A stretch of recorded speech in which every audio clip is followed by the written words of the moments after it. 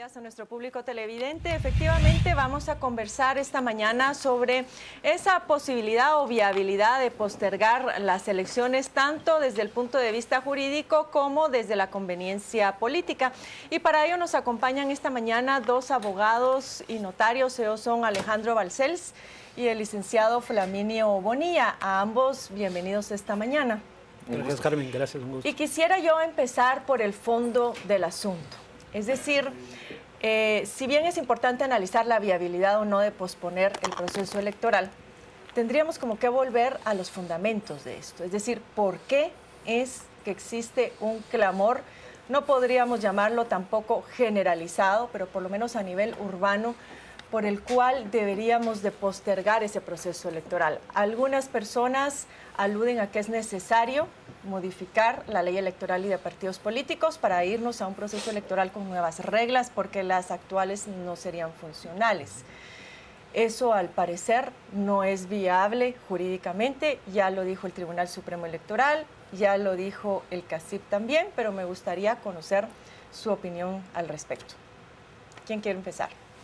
Muchas gracias, Carmen. Antenoche que ustedes tuvieron aquí al doctor Jorge Mario García de la Guardia, de quien nos preciamos ser sus alumnos, él sí mencionó la posibilidad de la moratoria electoral.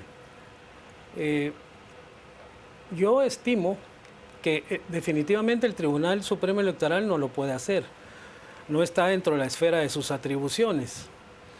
Pero tenemos una Corte de Constitucionalidad que lamentablemente se ha vuelto, alargando su mandato y sus atribuciones que dimanan de la propia Constitución, en un poder, en un suprapoder que ha mantenido en determinado momento y en determinadas situaciones capturada la justicia. Aquí pareciera que ellos son los que tienen la última palabra. Pero en este tema de la moratoria electoral, yo estimo que el vicepresidente Alejandro Maldonado, a la semana de haber tomado posesión, mencionó que era posible suspender por 2 meses las elecciones. Lo que sucede es que él ha estado invisible. Sería conveniente saber por qué hizo ese anuncio. Pero también, ¿por qué debemos de suspenderlas? Es que ese es el punto. Sí, de todas maneras, ya el Tribunal Supremo Electoral ha insistido de que aunque las reformas a la ley electoral fueran aprobadas en el Congreso de la República, no podrían entrar en vigencia para esta elección. Entonces, ¿por qué la insistencia y por qué ese argumento de que se aprueben las reformas y por eso postergar si de todas maneras no van a aplicar este proceso electoral? Es sumamente complejo el tema porque aquí hay dos temas, 2 escenarios, 2 espacios. Uno es el escenario político y otro es el escenario jurídico. En cuanto al escenario jurídico, no existe posibilidad per se de una suspensión de elecciones porque la norma es muy clara. Ahí están puestas las fechas de cuándo deben hacerse las elecciones y se acabó. Ahora, existe, pues, o sea, realmente en el país no hay un ambiente electoral, eso. Basta ver los periódicos, basta ver las noticias, basta ver la televisión, basta hablar con el vecino. No hay un ambiente electoral. Y sí existe, pues, ciertos grupos que han dicho que hay que aplazarla 2 meses y que hay que...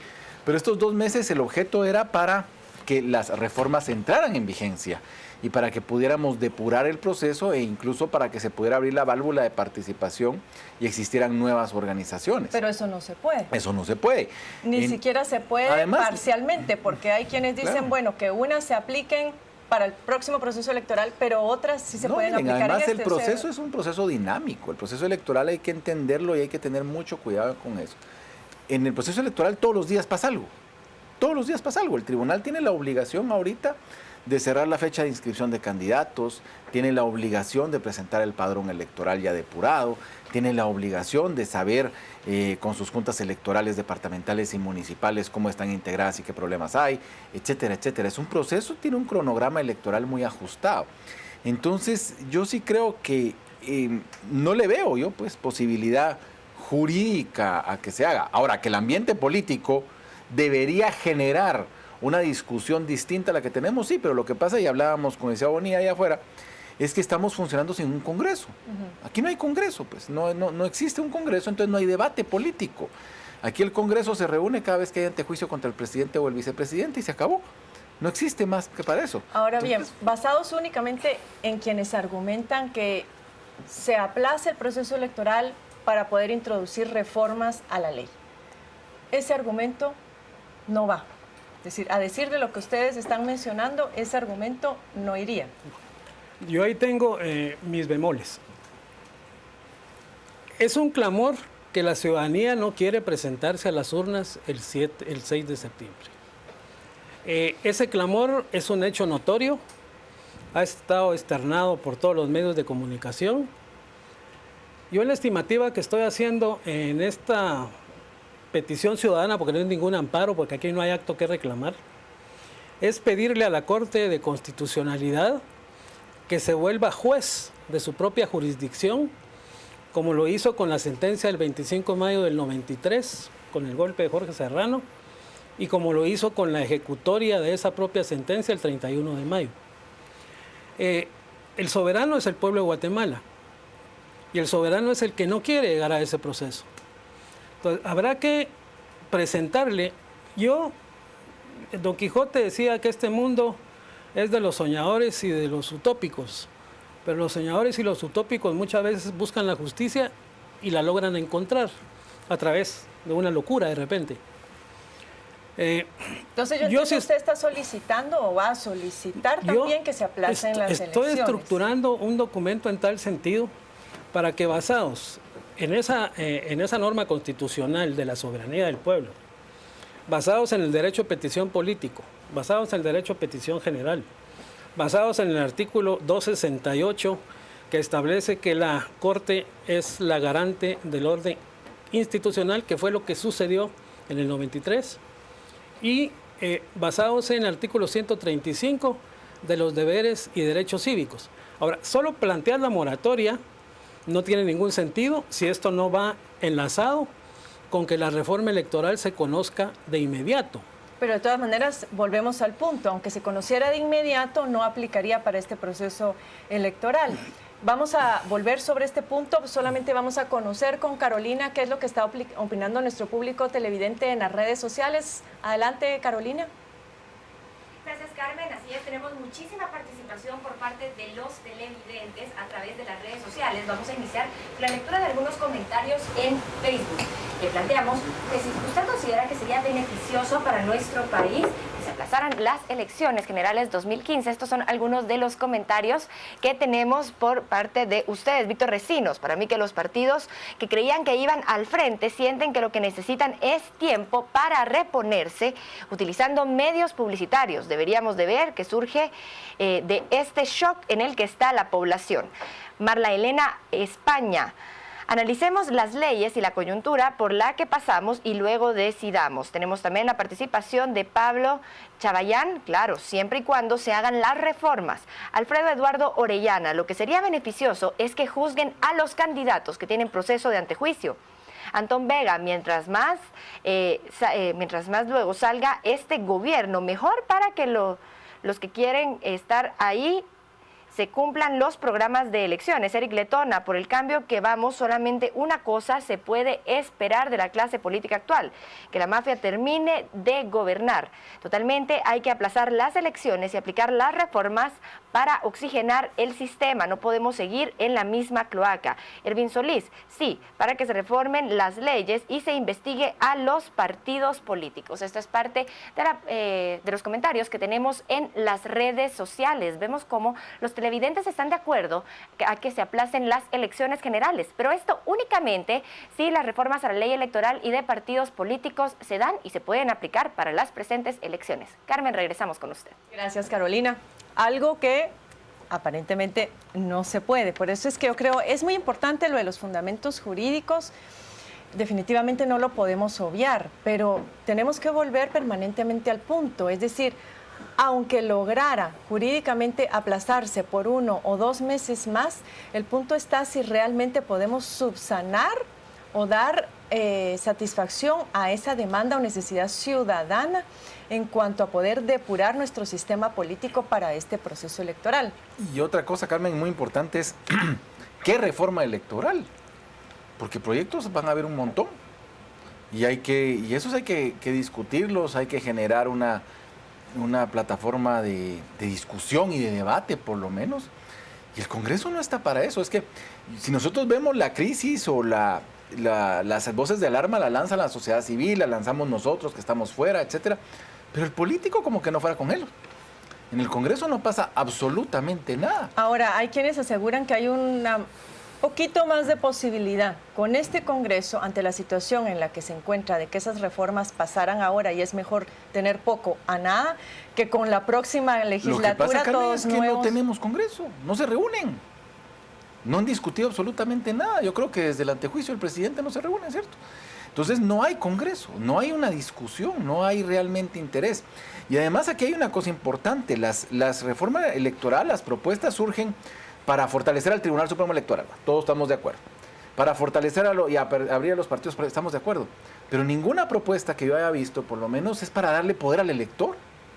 Si el poder es del pueblo, aquí lo que tenemos que cambiar es la forma de elección. Nosotros tenemos que saber quiénes son los candidatos, ya no tenemos que tener esas listas cerradas, perversas que nos ponen los partidos. Y nadie está proponiendo ese cambio. Además, nadie está hablando de distritos electorales. Como mencionaba el doctor Jorge Mario García Laguardia, que bien hacía referencia al licenciado Bonilla, a mí me sorprendió en la entrevista esa que concedió a las 8:45 porque es la primera vez que escucho a un ex constitucionalista, un jurista, decir que hay momentos en la vida política de un país en donde la política debe sobreponerse al derecho. Me quedó a mí la impresión entonces de que podría haber una ventana de oportunidad si efectivamente se generara un gran debate nacional sobre la necesidad de postergar el proceso electoral y que pudiera incluso buscarse una salida para el 14 de enero, porque la Constitución Política de la República establece que el presidente tiene que cambiar en ese momento. Digamos, esa es como la gran pared que encontramos en el 2016. ¿Ven ustedes viable esto? Es decir, ¿sería conveniente convocar a este gran debate nacional para finalmente llegar a una determinación sobre este punto? Yo estimo que amarrado a la suspensión de las elecciones debe ir la discusión y la aprobación con carácter de emergencia nacional, al menos de la iniciativa de ley que el viernes 26 de junio presentó el Tribunal Supremo Electoral. Ahí está legislado ya el voto nulo. Se puede establecer un artículo transitorio, estimo yo, eso lo tendrá que decir la Corte de Constitucionalidad ante esta petición, para que esas reformas sí rijan el proceso electoral, porque suspender 2 meses nos llevaría a que las fechas de elecciones sean como eran antes, que la tercera semana de noviembre y la última de diciembre. Pero que los procesos de esa nueva inscripción, esa nueva convocatoria, porque la convocatoria anterior nosotros vamos a pedir que quede suspendida la resolución de la cual dimanó la convocatoria de elecciones del 8 de mayo, para que las reformas que se hagan con carácter de urgencia nacional sí entren a regir en este proceso electoral, en donde estoy casi seguro que el voto nulo va a ser mayoritario. Y ese voto nulo abre la puerta, como sucede en Colombia, que se tiene que presentar nuevos candidatos a una nueva fecha, siempre y cuando no se altere la fecha de toma de posesión, porque eso sería delito electoral. Entonces, a su saber y entender, ¿sería posible, licenciado Balcells, el poder llegar a ese acuerdo para poder abordar este tipo de situaciones y en función del bien del país y de esta demanda hacer algo más proactivo en este sentido? Yo en este contexto no lo veo viable, definitivamente, y empezando por los partidos políticos. Los partidos políticos, insisto, están viendo lo que pasa en el país desde tribuna. No están jugando el partido, no están discutiendo el partido. No hay ni siquiera una propuesta clara, no sabemos ni siquiera qué piensa el líder, qué piensa el Partido Patriota, qué piensa la bancada de la UCN, qué piensa la bancada de la UNE, etcétera. con temas muy puntuales de lo que está pasando en el país. Pero tenemos otra situación y es que ni siquiera tenemos absoluta claridad primero de quiénes son los candidatos que se van a inscribir. Exactamente. Ya el proceso de inscripciones creo que cierra el próximo lunes, si no estoy mal. Creo que Y es está el un amparo muy interesante, está un amparo muy interesante que ahí el licenciado Boni lo está patrocinando, donde señala que todos aquellos diputados que han participado en legislaturas y que han sido omisos, tú me lo corregirás, que han sido omisos en la aprobación de la liquidación del presupuesto general de ingresos del Estado, han incurrido en delito, pues, y en falta política. Esta es otra salida justamente a las demandas, sí, porque por un lado era aprobación de las reformas a la ley electoral y por el otro no queremos más de lo mismo. Esto apuntaría al no queremos más de lo mismo. Queremos que se aplique por lo menos lo que está. Esa es, digamos, una de las clamores más importantes. Está bien que discutamos la reforma y podemos debatirla donde sea, pero ¿por qué no se aplica lo que ya está? Esa es la pregunta que hay que hacerle a las autoridades. Mi punto ahora es, ¿irá a estar en posibilidad la Corte de Constitucionalidad? Habiendo escuchado a la magistrada Porras decir que este es un tema bastante complejo por los argumentos que ustedes plantean, que esté resuelto antes de que termine el periodo de inscripción de candidatos para saber efectivamente quiénes van a ser los candidatos, por lo menos a diputados para la próxima legislatura. Bueno, el número que yo había mencionado con ustedes hace 2 semanas que estuve aquí es que habían presentado su expediente 62 de los 143 que buscan reelegirse. El número no ha variado. Ahora, a mí sí me suena no lógico que ante un amparo que constituye un hecho notorio de violación constitucional en flagrancia y en forma continuada durante 12 años y que yo les hice llegar las listas de esas 3 legislaturas, en principio no me dieron el amparo provisional, no lo otorgaron, sujeto a que el Congreso rindiera el informe circunstanciado, lo cual hizo desde el domingo 21 en horas de la tarde. Ellos no podían decir otra cosa más que, es cierto, no cumplimos. Incluso aquí lo declaró el diputado Orlando Blanco, cuando Gustavo Berganza le preguntó qué opinaba él de ese amparo. Reconoció que, que ellos habían tomado un acuerdo de no conocer la ejecución presupuestaria. Entonces, si no se conoce una ejecución presupuestaria, en primer lugar están violando la Constitución, hay violación de otros 3 artículos en el Código Penal, pero lo grave es que sin haber conocido la ejecución presupuestaria, vienen y aprueban un próximo presupuesto. Vamos a ver qué es lo que pasa durante los próximos días. Yo creo que todavía no se ha terminado la discusión. Hay procesos que están todavía inconclusos. Vamos a esperar. Sin duda, en algún momento vamos a volverlos a tener por acá. Muchas gracias, licenciado Balcells, a usted, licenciado Bonilla, por habernos acompañado. Y volvemos con más información con Carolina y Mario.